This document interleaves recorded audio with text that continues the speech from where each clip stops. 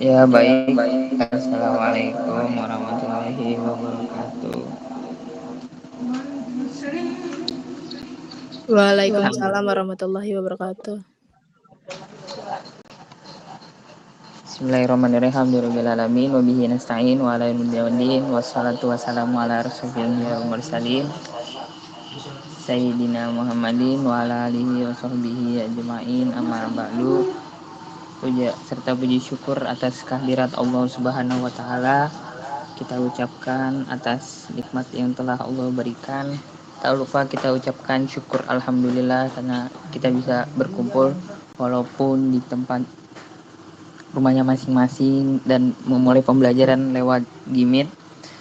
Tak lupa kita ucapkan kepada Nabi besar kita Muhammad SAW yang telah membawa umatnya minaz zulumati ilan nur au minad dhalalati ilal huda.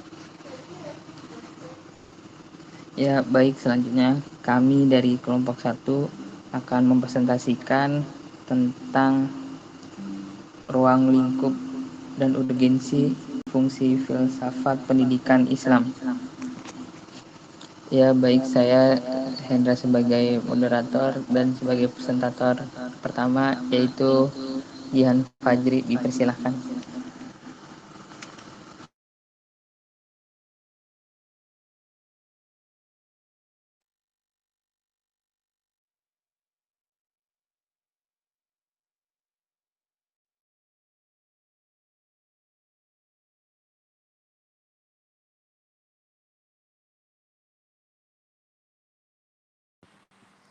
Baik, terima kasih.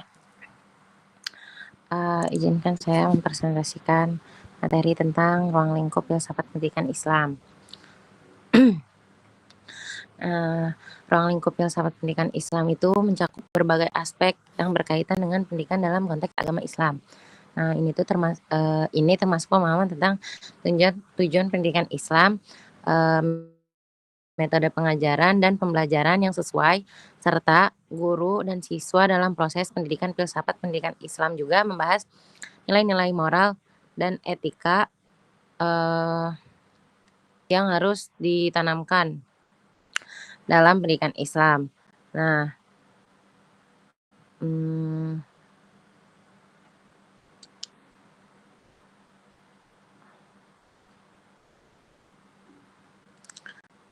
melalui pemahaman ruang lingkup ini, kita jadi bisa merancang suatu sistem pendidikan yang memadukan nilai-nilai keislaman dengan perkembangan ilmu pengetahuan dan teknologi di zaman sekarang. Terus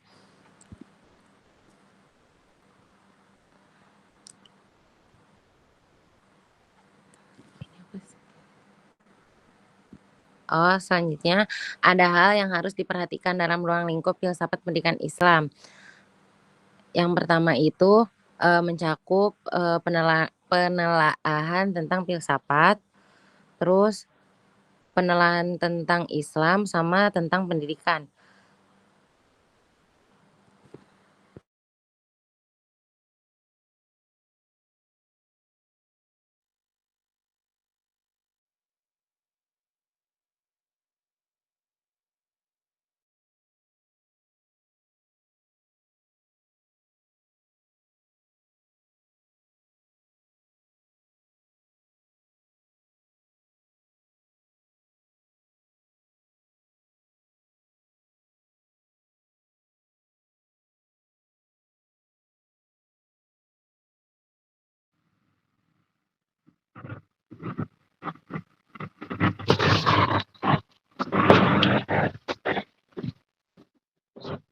Assalamualaikum warahmatullahi wabarakatuh. Waalaikumsalam. Terima kasih pada moderator yang telah memberikan saya waktu untuk mempresentasikan urgensi filsafat pendidikan Islam. Urgensi filsafat pendidikan Islam terletak pada kemampuannya memberikan arah dan panduan yang sesuai dengan ajaran agama Islam.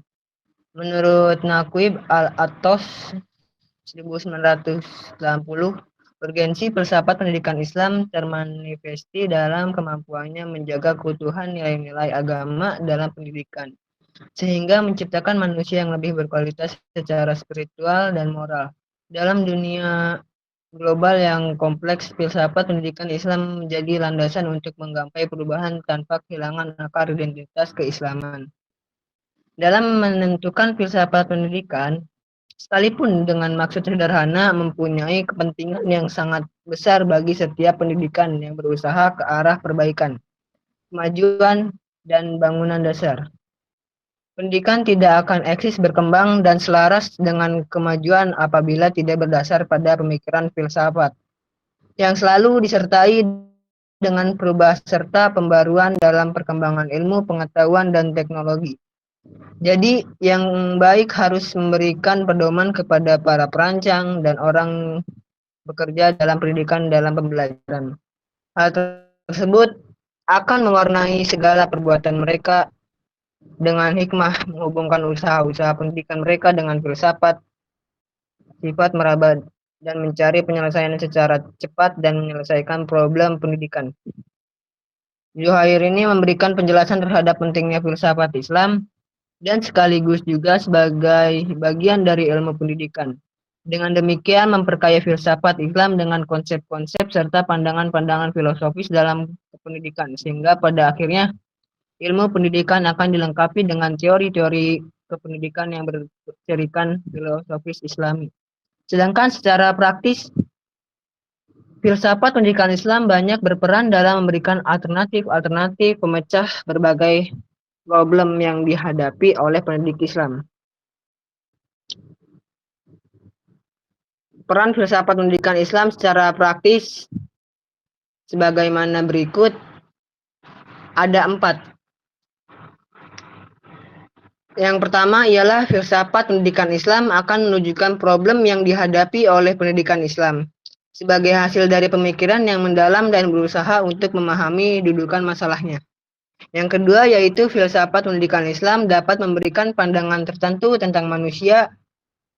Pandangan tentang hakikat manusia tersebut berkaitan dengan tujuan pendidikan menurut Islam. Filsafat pendidikan dapat berperan untuk menjabarkan tujuan umum pendidikan Islam tersebut dalam bentuk-bentuk tujuan khusus yang operasional.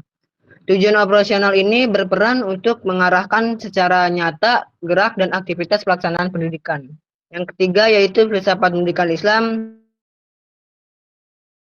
dengan analisanya terhadap hakikat manusia.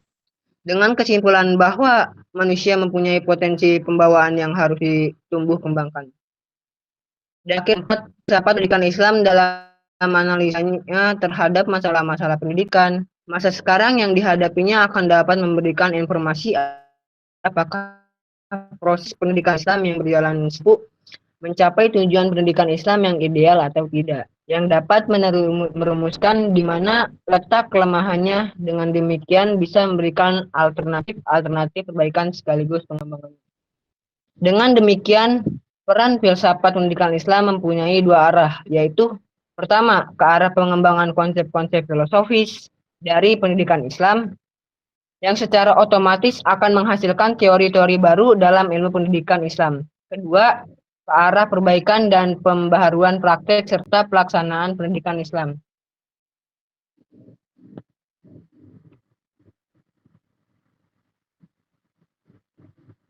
Ya, saya balikan lagi ke moderator. Terima kasih.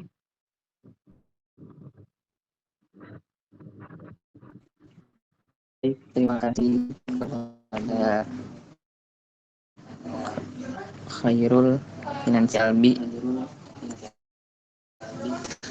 Selanjutnya ada fungsi pendidikan. Filsafat pendidikan Islam memiliki beberapa fungsi penting. Pertama, filsafat pendidik Islam membantu mengembangkan pemahaman yang mendalam tentang tujuan pendidikan Islam dan bagaimana mencapainya. Kedua, filsafat pendidikan Islam memberikan pedoman dalam memilih metode pengajaran dan pembelajaran yang efektif dalam konteks pendidikan Islam. Ketiga, filsafat pendidikan Islam membantu mengembangkan pemahaman tentang peran guru dan siswa dalam proses pendidikan. Yang terakhir, filsafat pendidikan Islam juga membantu membangun kesadaran akan nilai-nilai moral dan etika dalam pendidikan Islam. Nah, dalam hal ini fungsi filsafat pendidikan Islam menegaskan pentingnya membentuk landasan yang kukuh untuk pengembangan sistem pendidikan yang sesuai dengan prinsip-prinsip Islam. Melalui pemahaman yang mendalam tentang tujuan pendidikan Islam, filsafat pendidikan memberikan pandangan yang jelas tentang bagaimana mencapai tujuan yang efektif. Pedoman yang memberikan oleh filsafat pendidikan Islam dengan konteks dan nilai-nilai Islam. Dengan adanya fungsi ini juga berperan dalam mengembangkan persepsi tentang peran guru dan siswa dalam berproses pendidikan, menciptakan lingkungan belajar yang kondusif. Selain itu, peran filsafat pendidikan Islam juga dapat membangun kesadaran akan nilai-nilai moral dan etika menjadi landasan utama dalam pendidikan Islam, memastikan bahwa aspek spiritual dan moral individu juga mendapat perhatian yang cukup. Oke, baik. Dan terima kasih. Selanjutnya ada sesi tanya jawab.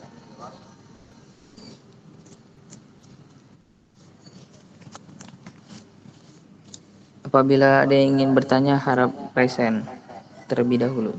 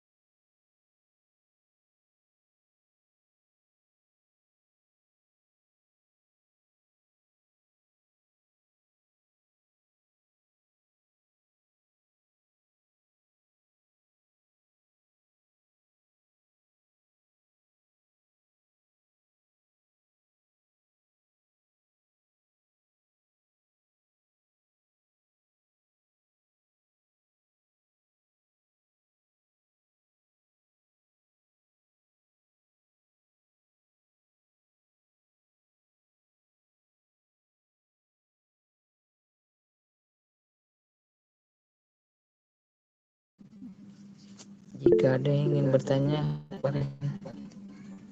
Oke, kepada Elisa Wulandari dipersilakan untuk mengungkapkan pertanyaannya. Izin bertanya, tadi difungsikan ada fungsi filsafat pendidikan Islam, yaitu pentingnya membentuk landasan yang kukuh untuk mengembangkan sistem pendidikan yang sesuai dengan prinsip Islam. Nah, sistem pendidikan yang sesuai dengan prinsip Islam tuh yang kayak gimana ya? Bisa diulangi sekali lagi, Teh? Pertanyaannya langsung ya. Prinsip pendidikan Islam yang sesuai itu yang kayak gimana?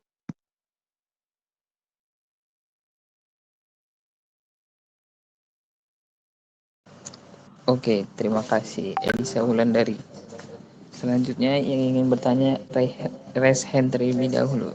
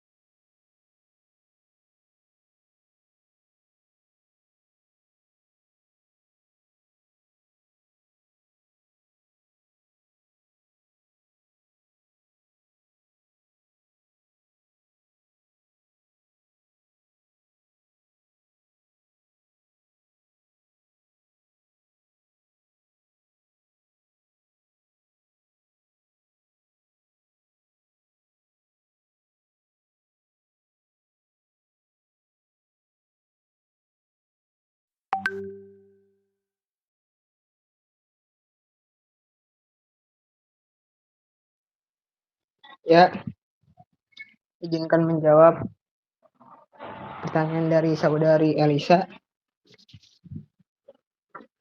Sistem prinsip filsafat pendidikan Islam yang baik itu bagaimana?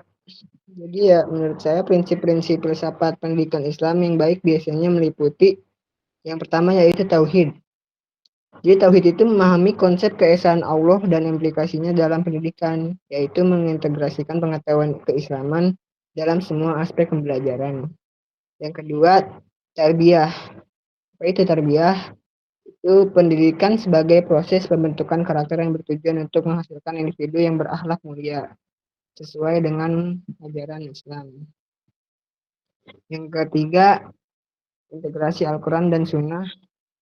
Itu menggunakan Al-Quran dan Sunnah sebagai sumber utama dalam menyusun kurikulum, metode pengajaran, dan evaluasi pembelajaran.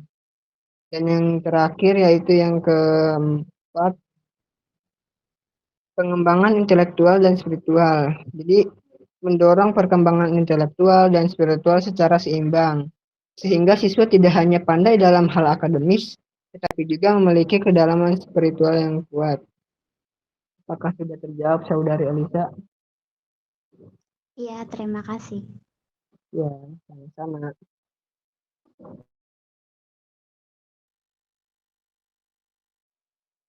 Mungkin ingin menambahkan dari pertanyaan Elisa. Nah, mungkin dengan tadi itu juga dikembangkan oleh para filsafat-filsafat Islam terdahulu, yaitu seperti Al-Kindi, Al-Farabi, Al-Ghazali, Ibnu Sina, dan Ibnu Rus. Nah, itu tokoh-tokoh yang mengembangkan prinsip-prinsip filsafat pendidikan Islam sampai sekarang, dan masih sebagian ada yang dilakukan sama kita dan sebagian lagi ada yang tidak bisa kita lakukan di era zaman sekarang karena perkembangan zaman. Oke, seperti itu.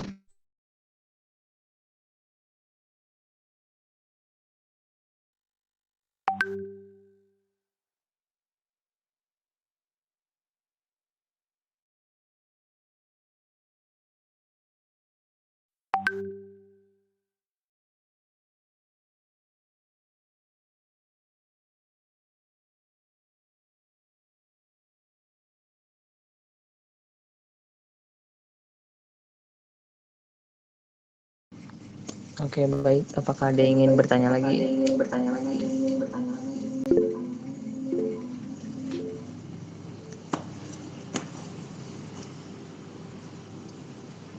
Kalau tidak ada yang ingin bertanya lagi,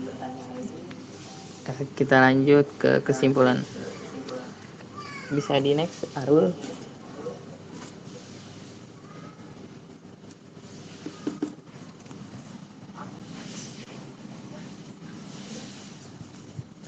Kesimpulan. Itu kesimpulan mana?